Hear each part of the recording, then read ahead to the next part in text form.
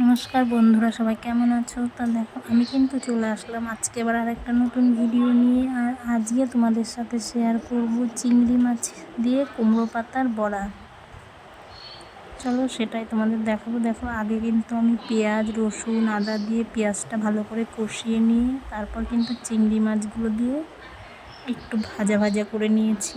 তারপর কুমড়ো পাতাগুলো গরম জলে ভিজিয়ে রেখেছিলাম কিছুক্ষণ। তারপর তুলে নিয়ে জলগুলো ছেঁকে ওর মধ্যে চিংড়ি মাছের পেস্টগুলো দিয়ে আর কি, চিংড়ি মাছ ভাজাগুলো দিয়ে তারপর দেখো পাতাগুলো কিন্তু সুন্দরভাবে মুড়িয়ে নিচ্ছে। আর রান্নাটা কিন্তু আমার মা করছে, আমি পাশ থেকে ভিডিও করছি। তারপর কিন্তু এদিকে বেসন গুলিয়ে নিয়েছি, লবণ, হলুদ, কালো জিরে দিয়ে বেসনটা গুলে নিয়েছি। তারপর দেখো বেসনের মধ্যে কিন্তু বড়াগুলো চুবিয়ে চুবিয়ে ভাজা হচ্ছে। এদিকে কড়াইতে তেল গরম করতে দিয়ে দিয়েছি। আর এদিকে দেখো তেল গরম হয়ে গেছে, এখন মা বড়াগুলো ওর মধ্যে ছেড়ে দিচ্ছে।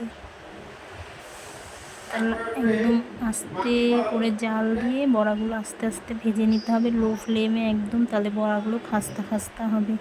আর খেতেও কিন্তু খুব টেস্টি হয়েছিল। তোমরা একবার বানিয়ে খেও আর খেয়ে জানিও কেমন হয়েছে।